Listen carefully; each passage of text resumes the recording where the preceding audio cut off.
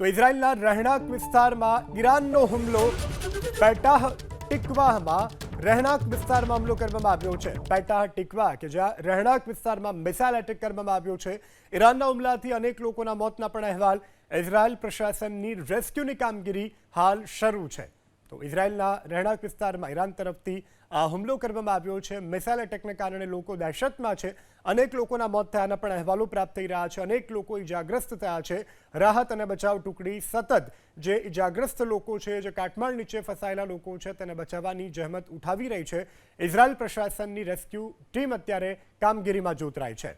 તો ઇઝરાયલના કબજાવાળા ફિલિસ્તીનમાં પણ ઈરાન તરફથી મિસાઇલ એટેક કરવામાં આવ્યો છે। ઈરાનના મિસાઇલ એટેકથી ફિલિસ્તીનમાં અત્યારે ચોતરફ બરબાદી જ બરબાદી નજરે પડી રહી છે। મિસાઇલ હુમલાથી અનેક વાહન અને ઇમારતોમાં ભારે નુકસાન થવા પામ્યું છે। તો ઇઝરાયલના રહેણાંક વિસ્તારમાં ઈરાનનો હુમલો પેટાહ ટિકવાહમાં રહેણાંક વિસ્તારમાં હુમલો કરવામાં આવ્યો છે। પેટાહ ટિકવાહ કે જ્યાં રહેણાંક વિસ્તારમાં મિસાઇલ એટેક કરવામાં આવ્યો છે।